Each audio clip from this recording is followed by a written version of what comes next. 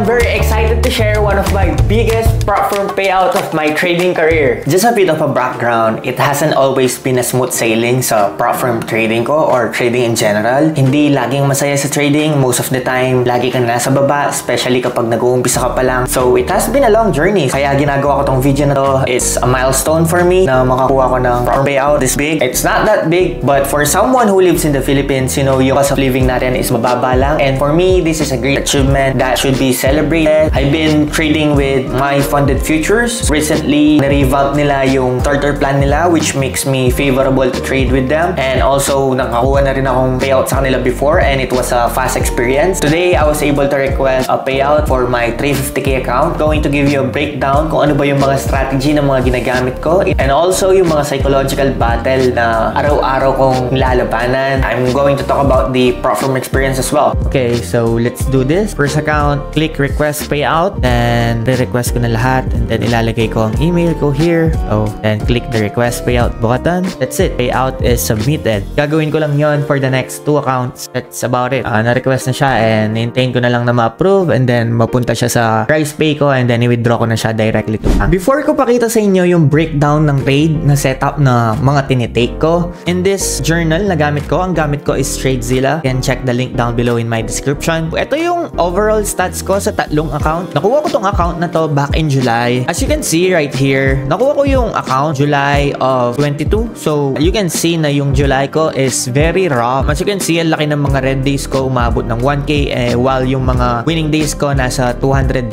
lang sila per account. It's really a rough start for me sa July, even with my funded account sa Apex, na blow ko sila on July. Later on, I will get into that kung bakit sa tingin ko nangyari sa akin yan. Starting August, as you can see, makikita nyo dito na maganda yung consistency na na-achieve ko sa mga account na to. And out of how many trading days? 1, 2, 3, 4, 5, 6, 7. Isa lang yung red day ko, which is yung Monday. Ito yung day na very volatile yung market, and kaya napaka-volatile. I think at some point, we are down more than 5% sa Nasdaq, which is very rare, and isang beses pa lang yun nangyari this year. And I don't think na-experience ko yun last year. So yeah, it's just very hard to trade. That's why maybe I got this red day. Some people are killing it. But yeah, overall, ang nakuha kong profit dito is 5,391. And then ang profit factor ko is 1.3. Then ang win rate ko is 48.40%. And then you can see the trades that I am taking every day, kung gaano sila karami. So tatlong account to. So if this one says 12, it just mean na 4 yung tinake ko na trade that day. I will go over trade setup na tinitake ko. So meron akong dalawang approach kapag nagtitrade ako ng funded account. Isa sa mga yan ay ang basic strategy. Meron naman discretionary trade na maganda, yung RR, na kung saan nagtitrade ako ng micro. Yung ginagawa ko is mostly basic. Kaya ako nakapunta ng ganitong point na nag-compound yung mga profits ko at nagkaroon ako ng consistency everyday. And kinagandahan nito is hindi mo kailangan ng daily bias. Hindi mo kailangan i-predict saan yung buong range ng market. Kailangan mo lang is very little take profit or quick scalp. Usually, kapag nagtitrade ka ng ganito, it's only about seconds to 5 minutes. Kapag lumagpas na siya ng 5 minutes, probably bababa na yung chance na mag-work yung trade na yon. And also, it depends on the volatility. But this August has been crazy. So, usually, seconds to 5 minutes lang yan talaga. In this video, papakita ko lang yung glimpse kung paano ko siya gawin. But more on my live stream, you can check that out kung gusto nyo mapanood mag-trade live. But basically, meron akong tatlong way kung paano ko i-trade yung basic. Mostly, tinitrade ko NQ for this setup. Number 1, ang tawag ko dito is 30 seconds model. Ang 30 seconds model is kailangan mo makita first ng isang uptrend. So, you're waiting for an uptrend. Kailangan mo ng clear trend. Kailangan mo ng obvious draw on liquidity. Kung saan sa tingin mo pupunta yung market. But, pag nakakita ka na ng clear trend, ang kailangan mong hintayin is makakita ka ng short-term low na ma-taken out sa 1 minute, 5 minute, or 15 minutes. Either way, pwede yun. So, ano bang itsura nun? Merong clear trend, ganito. Pag nakakita ka ng clear trend na ganyan, what you want to see is something like this. Gusto mo makita ng sweep down below here and then trade back above again. So, ganyan yung hinihintay ko basically. But the rule here is that kailangan itong part na nag-take out siya ng liquidity around this area. Kailangan itong area na to is rejection candle. Kailangan meron siyang wick. Ang low na to, this can either be 1 minute, 5 minute, or 15 minutes. As long as swing low siya. Once na nagkaroon ng rejection here, what you're going to wait is 30 seconds time frame. Drop down ka sa 30 seconds time frame at yung first fair value gap. Kunyari, nag-reject siya, right? And sa 1 minute, nakita mo nag-rejection candle. Pag nag-trade siya above, mag-drop ka sa 30 30 seconds time frame. Ang pinakaunang-unang fair value gap sa 30 seconds time frame, mag-put ka ng long order doon and basically target 10 points and ang stop loss mo is 12 points. So ganyan lang siya kasimple. Yan. So yung unang-unang fair value gap, mag-enter ka doon and wag mo nang hintayin yung shift in market structure. Hindi required yung shift in market structure as long as may 30 seconds fair value gap and may clear trend and then target 10 points and then bam. That's $200 kung nag-trade ka ng 1 mini and with 3 accounts that is about 600 sa tatlong account. This trade has negative RR pero mataas yung win rate niya. Madalang ka lang matatalo sa ganitong trade setup as long as tama yung hinahanap mo. That's about it. Next one is the immediate rebalance strategy. So for this strategy naman is kailangan mong gawin to sa 5 minutes and 15 minutes. So for instance, bullish ka sa market, tingin mo aangat yung market potentially. Ang iniintay mo is a retracement sa week na kung saan gusto mo mag-put ng long and then immediately just put 12 point stop and then points TP. So give yourself some room na 12 points. Yun lang siya kadali. The next one is ang tinatawag ko na strong reaction strategy. Ano ba tong strong reaction strategy? So basically itong na to is against the trend. Let's say yung market is nagki-create siya ng high and higher low. But the problem is sometimes ganito lang siya. Sometimes lang masisweep na low na kung saan pwede kang mag-enter. Kumbaga parang mo ang market is at a premium level at ayaw mo na i-chase yung price. So what you're going to do next is titingnan mo yung highest point in price sa premium na kung saan sa tingin mo magkakaroon ng reaction. Let's say merong downtrend here. Ito yung downtrend. Ito yung initial downtrend na nag-push a leg. And then, nakita mo na sa premium area na tayo. Maybe, what you can do is drop sa lower time frame na 1 hour. And then, maybe tingin ka ng 1 hour for value gap here. And then, maybe, pwede kang mag-short dun sa highest premium area ng 1 hour for value gap na yun.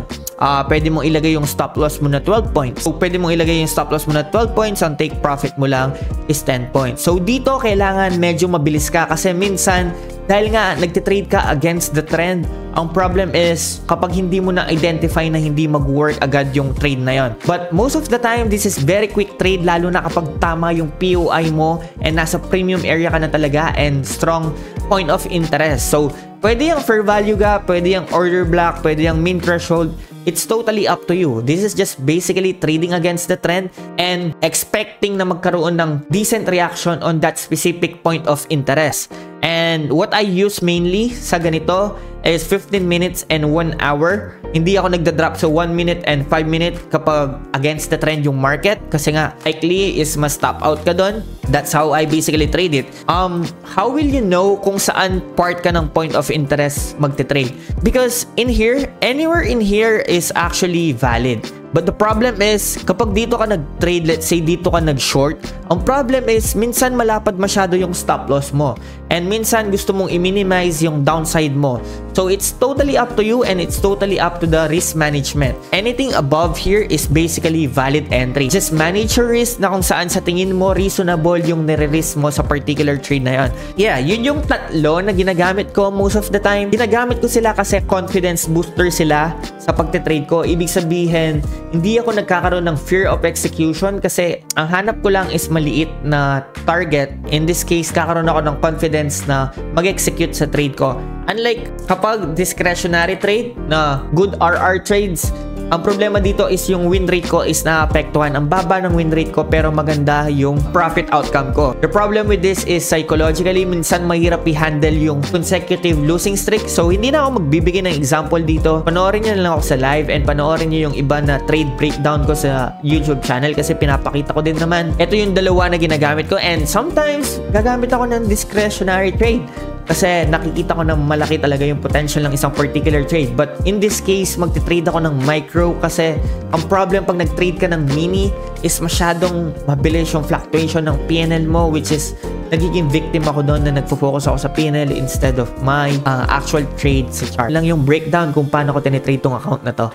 So yun guys, now I wanted to go to the psychology part and ano yung reflection ko while having this. Number one is, it's really possible na kumita ka sa pag-trade. You just have to be persistent and learn from your mistake. And also, kailangan mo din tignan kung nasan ka sa buhay mo. I think malaking factor yung kapag sa tingin mong hindi ka doing well in your personal life, it's just better not to trade. Because as you all know, last month, I almost took a 10K payout, but a lot of things happened. Nawalan ako ng work, and also birthday ko that month, and I was traveling and you know, having all this plan in my life. Kaya yung trading ko hindi talaga ako on point in a way na yung routine ko na follow ko, yung oras ng paggising ko, yung exercise ko. So wala ko lahat ng yon, and whenever I go to the chart, I feel like hindi ako locked in, hindi ako nakakagawa ng weekly outlook, and hindi ako nakakapag pre-market game plan. So I think that's ultimately one of the reason kung bakit kailangan mo tingnan yung personal life mo, kung nasan ka, paano to nakaka-apekto sa trade mo. And yeah, and as you can see, this August, it has been amazing, and with just one losing day, kasi nakabalik na ako sa routine ko, and I am very locked in ako sa PNL. So kapag tinitingnan mo kasi lagi yung PNL mo, ang problema doon is na ma-messed up yung trading mo. Kapag nag-start ka na tingnan mo na yung PNL mo, it means hindi mo na tinitrade yung chart. Tinitrade mo na yung PNL mo and yung mental health mo. So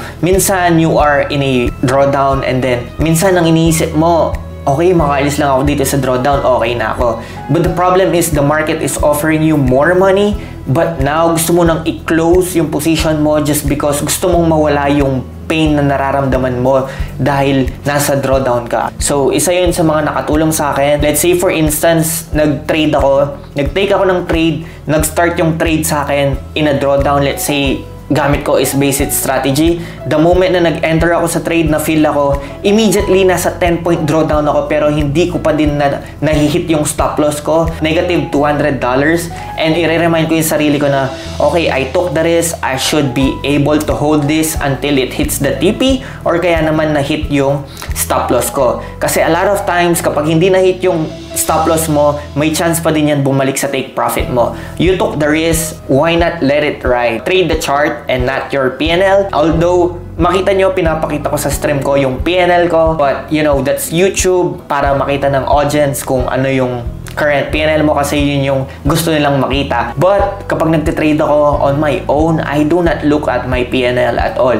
Tinitingnan ko yung chart, kung ano ba yung sinasabi ng chart sa akin. Napaka-excited ko, and sobrang meaningful ng payout na to sa akin, kasi last huge payout ko was back in October last year, which is sa Bespoke, nakakuha ko ng $2,300. And at that time, I was expecting na yung mga next payout ko will be huge, like 10K, 20K. But again, that's focusing on the money, not on the process of trading. Now, I'm just glad I was able to beat that record, and maybe next record will be 5-figure mark of 10K, 20K, and 100K. And yeah, although this is a milestone, na biggest payout ko sa trading career ko, this is just for me the beginning, and I will continue to scale my capital and continue to scale the profits that I will make from the market. I just have to focus on the process and remind myself of that every single day while trading. Now next is gusto kong i-share yung prop firm experience ko. My Funded Futures is one of the best futures prop firm right now. Mabilis yung support nila, maganda yung plan, they are the cheapest.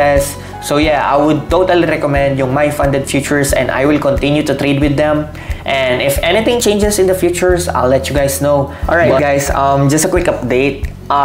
Nirequest ko yung payout ko around 5 PM kahapon, and then on the same day around 12 AM or 11 PM, somewhere within that time, na-approve na rin yung payout ko, and tatlo yung na-approve ko na payout, which is 350K account, $1,200 each. So in total, that is about 202,000. Binigay nila yung payout ko through Rise, and as you can see, tatlo siya na email na separately. Hindi nila pinagsama sa isa kasi 3 different account nga siya. Binigay nila ng tatlong magkakahiwalay. But from Rise, hindi ko na kinailangan pa na i-withdraw yun ng tatlong beses kasi nakasama-sama na siya. So, winidraw ko siya from Rise kahapon din, the same time na nakuha ko yung payout ko sa My Funded Futures. And then, right after mga kaninang umaga, so around approximately 12 hours, nakuha ko na yung payout at na-hit na siya sa bank account ko. Also, makikita sa Discord nila kapag nag-approve sila ng payout, merong bot doon nalilitaw yung pangalan mo na na-approve yung payout mo. So, doon ko lang actually nalaman na na-approve na yung payout ko. So, yeah, na-hit na siya ng bank account ko and that's what matters at the end of the day. So, yung mga profit na nakukuha natin sa market are not realized unless mapunta sila sa bank natin. And also, kung nagustuhan niyo itong video na to, don't forget to hit that like and subscribe button and mag-comment din kayo ng win para alam ko na pinanood niyo to until the end of the video. And maybe yung mga magka-comment sa inyo magkakaroon ng prizes out of nowhere. We'll see. Maraming salamat sa panonood. Until next time. Peace. Be safe.